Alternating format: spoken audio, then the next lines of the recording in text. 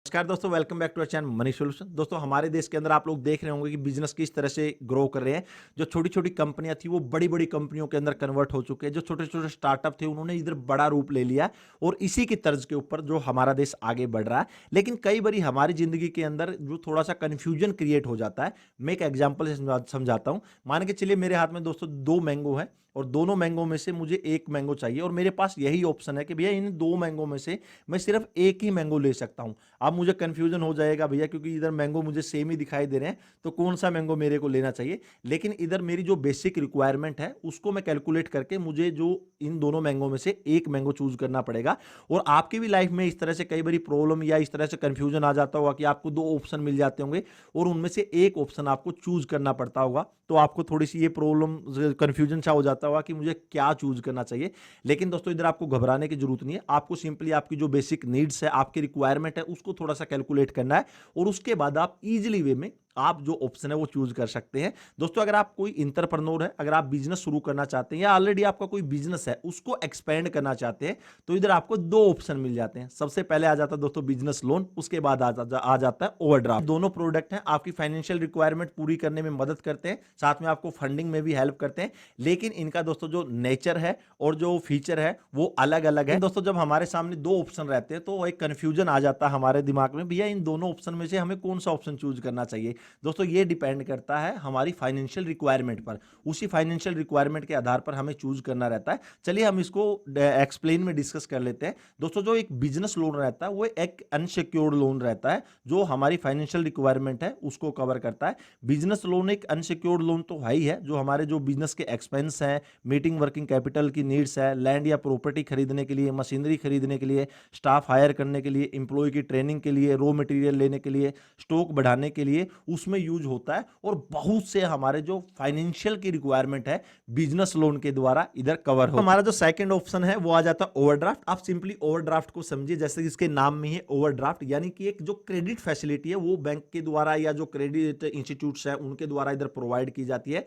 इसके अंदर ओवरड्राफ्ट के अंदर जो हम पैसा विड्रॉल कर सकते हैं जिस समय जो हमारे जो करंट अकाउंट में अगर जीरो बैलेंस रहता है, ये सिंपली आप कभी भी विड्रॉल कर सकते हो। ये जो ओवरड्राफ्ट है क्रेडिट आप इमरजेंसी या शॉर्ट टर्म बिजनेस रिक्वायरमेंट के लिए यूज कर सकते हो। इसमें जो इंटरेस्ट रेट है या जो ओवरड्राफ्ट की जो फीस रहती है वो जो आपका कोई भी जो बैंक है या जो फाइनेंशियल इंस्टीट्यूट है वो डिसाइड करता है कि इसके ऊपर जो कितना इंटरेस्ट रेट है या फिर कितनी इसकी फीस लेनी है। यानी जो ओवरड्राफ्ट का अगर हम ओवरऑल समझते हैं भैया, एक लिमिट हमें डिसाइड कर दी जाती है बैंक या फाइनेंशियल इंस्टीट्यूट द्वारा कि इस लिमिट के हिसाब से आप कभी भी इसके अंदर से आप जो पैसे है वो विड्रॉल कर सकते हो और अपनी बिजनेस की रिक्वायरमेंट को कंप्लीट कर सकते हो। तो दोस्तों, मैंने जो दोनों ऑप्शन है इधर एक्सप्लेन कर दिया, लेकिन अभी इन दोनों ऑप्शन के बीच में यानी कि भैया बिजनेस लोन और ओवरड्राफ्ट के बीच में क्या क्या डिफरेंस है वो भी हम इधर देख लेते हैं। जो बिजनेस लोन है दोस्तों, जो बोरोवर का एक तरह का कैपिटल है, जबकि जो ओवरड्राफ्ट है वो एक क्रेडिट लाइन है। अगर हम इंटरेस्ट रेट की बात करें तो बिजनेस लोन जितना हमारा सैंक्शन होता है पूरे लोन के ऊपर जो है इधर हमारा जो रेट ऑफ इंटरेस्ट है यानी ब्याज लगता है।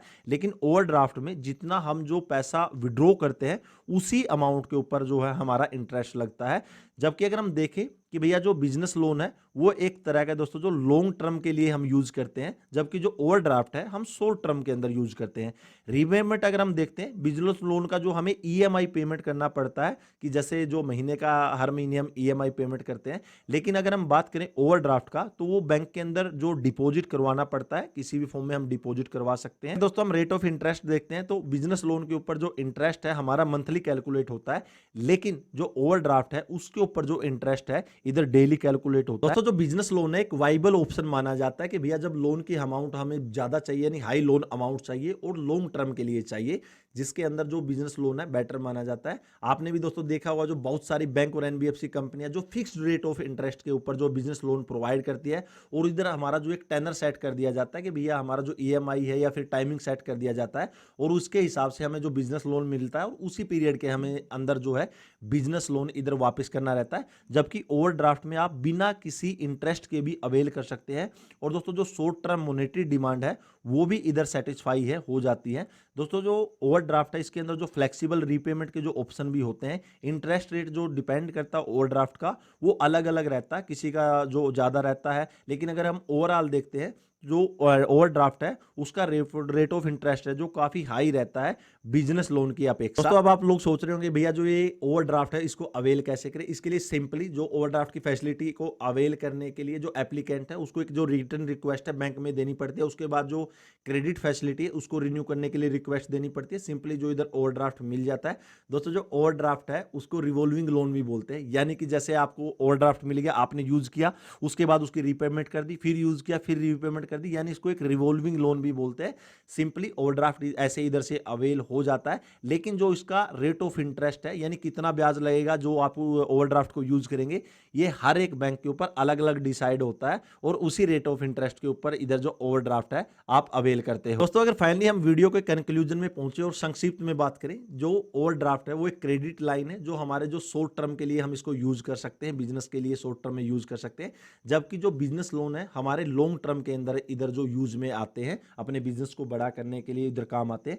एंड दोस्तों जो फाइनेंशियल इंस्टीट्यूट के अगर डिपेंड करता है कि भैया कितना रेट ऑफ इंटरेस्ट चार्ज रहेगा, ये अलग अलग उसके ऊपर डिपेंड करता है। और दोस्तों अगर आपको भी बिजनेस लोन या ओवरड्राफ्ट की रिक्वायरमेंट है या जरूरत है तो आप जो पिरामिड फाइनेंस की वेबसाइट पर चेक कर सकते हैं और उधर जो उनकी जो टीम है उनके द्वारा कंसल्टेंसी है, यानी आप जो उधर पूरी जानकारी है उधर से ले सकते हैं।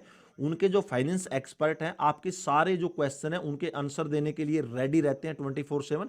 कभी भी आप इधर जो इनकी वेबसाइट पर चेकआउट कर सकते हैं, जिसका लिंक मैंने डिस्क्रिप्शन में दे दिया। आप उधर से क्लिक करके जो पूरी इंफॉर्मेशन है कि आपको कौन सा लोन चाहिए, किस तरह का आपको जो है क्रेडिट फैसिलिटी चाहिए, ओवरड्राफ्ट चाहिए, बिजनेस लोन चाहिए, शॉर्ट टर्म के, लॉन्ग टर्म के लिए, यानी हर तरह का जो बिजनेस का सोल्यूशन है आपको इधर पिरामिड फाइनेंस पे मिल जाएगा, जिसका लिंक मैंने इधर जो है डिस्क्रिप्शन में दे दिया। और इधर आप स्क्रीन के ऊपर भी देख रहे होंगे कि भैया इधर बहुत सारे जो ऑफर है बिजनेस लोन के आपको देखने को मिल जाएंगे।